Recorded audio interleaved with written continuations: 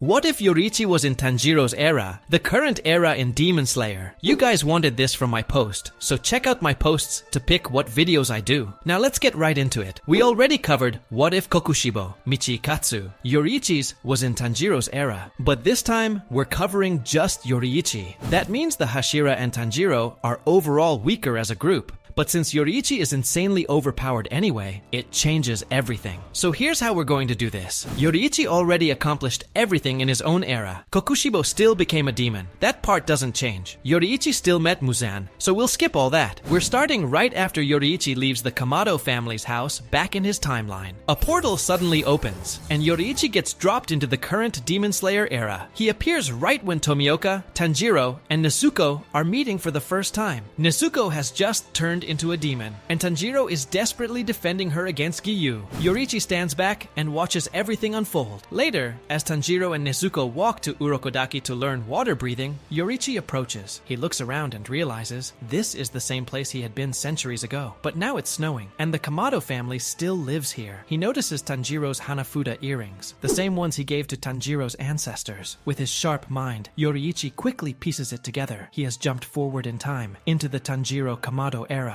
Yoriichi quickly asks Tanjiro if Muzan is still alive in the future. He tells Tanjiro everything, that he's from the past and all that. Tanjiro doesn't really believe him, but they still go on. Tanjiro even says, I don't even know who Muzan is, because if you guys remember from the story, Urokodaki, the former water Hashira, is the one who first tells Tanjiro about Muzan. Tanjiro hasn't even gotten to that point yet, so Tanjiro, Yoriichi, and Nezuko all show up at Urokodaki's shack. By now, Yoriichi already understands that Nezuko doesn't eat humans, so he accepts her. Urokodaki sits down and asks, who is this man? Because in Giyu's letter, Giyu only said Nezuko and Tanjiro were coming. He never mentioned Yoriichi, so Urokodaki doesn't know who this strange man is. Yoriichi notices Urokodaki's outfit, the kimono with the wave pattern, and immediately recognizes it. He knows that means Urokodaki uses water breathing. Yoriichi tells him straight up that he's from the past, but no one believes him. They just think he's crazy. But inside, Yoriichi is deeply saddened that no one has defeated Muzan yet. After all these years, Muzan is still alive, and demons are still terrorizing the world. So instead of just sitting by, Yoriichi watches as Urokodaki begins to train Tanjiro. He carefully observes how much water breathing has changed over the many years that passed. Remember, Yoriichi taught all the original Hashira in his generation the breathing techniques, so he knows them better than anyone. I think Yoriichi would eventually take over the training from Urokodaki, because honestly, he understands even water breathing better than Urokodaki does, since Yoriichi helped create it. On top of that, Yoriichi teaches Tanjiro sun breathing, because Tanjiro's sword turned black, just like Yoriichi's did. Yoriichi is very surprised that someone could actually use sun breathing, because everyone who tried in his era failed, even his own brother, Michikatsu, who became Kokushibo. This shocks Yoriichi, but if you remember, he once said there were other swordsmen who died with black blades, and that a black blade is linked to sun breathing. That's one of the biggest hidden plot points in Demon Slayer. The only reason Tanjiro can handle it is because his family practiced the Hinokami Kagura for generations, shaping their bodies to withstand it. So this time, Tanjiro learns way more about sun breathing, directly from the original master himself, Yoriichi. He's taught the full depth of Hinokami Kagura, not just scraps of it. Meanwhile, Urokodaki still places his hypnotic suggestion on Nezuko to ensure she won't harm humans. Then, Tanjiro, trained under Yoriichi, goes to final selection. He kills every single demon with ease, including the hand demon, who he takes down effortlessly. After that, Tanjiro kills all the demons he did in Season 1 just fine, until we get up to Rui's Mountain. Rui's Mountain is probably going to be super different, because Yoriichi actually takes this mission totally seriously, unlike the others. Tanjiro is stronger, but he doesn't have that much real experience,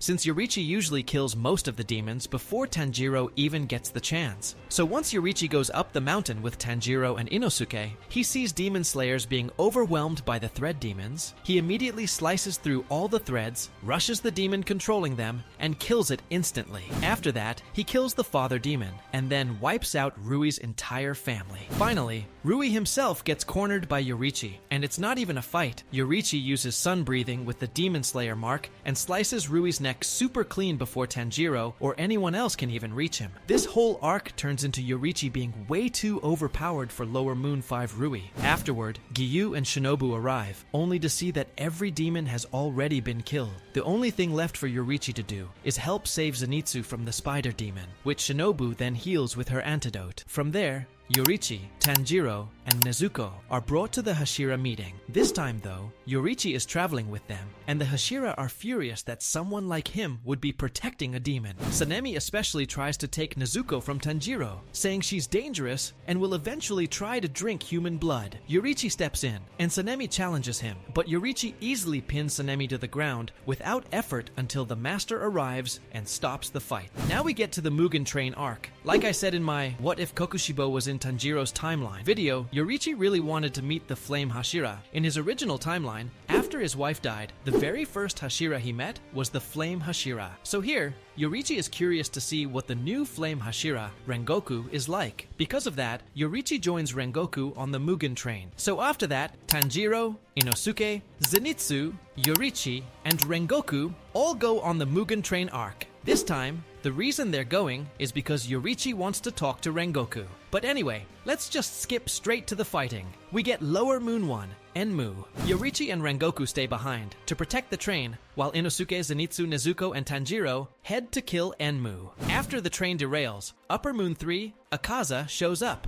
But this time, Yoriichi, Tanjiro, and Rengoku are all there. Tanjiro is way stronger now, since he understands how to use Sun Breathing and the Demon Slayer mark. And honestly, Yoriichi doesn't even need help. Yoriichi alone could solo Akaza easily. He activates his selfless state, and with one swift strike, he slices Akaza down. Akaza's memories come flooding back, and instead of dragging Rengoku into death, Akaza basically lets go and accepts the end. So in this timeline, Yoriichi kills Upper Moon 3 instantly, with Rengoku barely needing to lift a finger. Afterward, the group heads back to the Demon Slayer cores. Yoriichi is quickly recognized as one of the strongest warriors ever, promoted to the first ever Sun Hashira. At this point, he's even stronger than Gyomei, the strongest Hashira in the original timeline. Now, the Swordsmith Village arc still happens, but not much changes. Tanjiro still doesn't have his new sword yet, and Yoriichi doesn't interfere too heavily. Tanjiro is just a little stronger than usual, but the Entertainment District arc does change. This time, when Tanjiro faces Daki, he slices through her faster.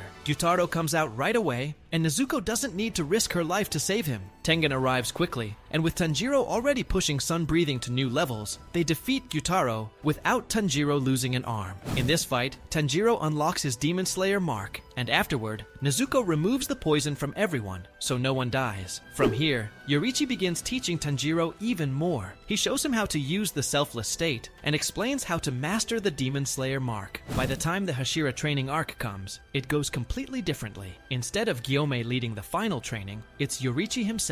Yoriichi focuses on unlocking marks and refining breathing styles. Since he created the original techniques, the entire core becomes much stronger than in the original timeline. Now we get to the Infinity Castle battle. This time, Yoriichi goes straight to Upper Moon 1, Kokushibo. Instead of Muichiro stumbling on him first, Yoriichi already knows his brother is there and calls him out directly. What happens is basically a 1 versus 1 between the two. And since we know from the manga that even when Yoriichi was old, he nearly killed Kokushibo. In this version where Yoriichi is in his prime, he simply cuts him down instantly. It's sad, but also inevitable. Meanwhile, the Upper Moon 2 fight against Doma goes differently as well. Instead of Shinobu having to sacrifice herself, she fights alongside Kanao, Inosuke, and this time Gyomei too. Remember, Shinobu said it takes at least 3 Hashira level fighters to kill Doma. Here, that requirement is fulfilled. With Shinobu, Gyomei, Kanao, and Inosuke, they managed to defeat Doma without Shinobu's death. The Akaza fight is also different. Rengoku unlocks his Demon Slayer mark, while Tanjiro uses the selfless state. Together, they bring Akaza down way faster. Zenitsu still fights Kaigaku, and that plays out the same. Obanai and Mitsuri handle the Biwa woman with Tamayo's help.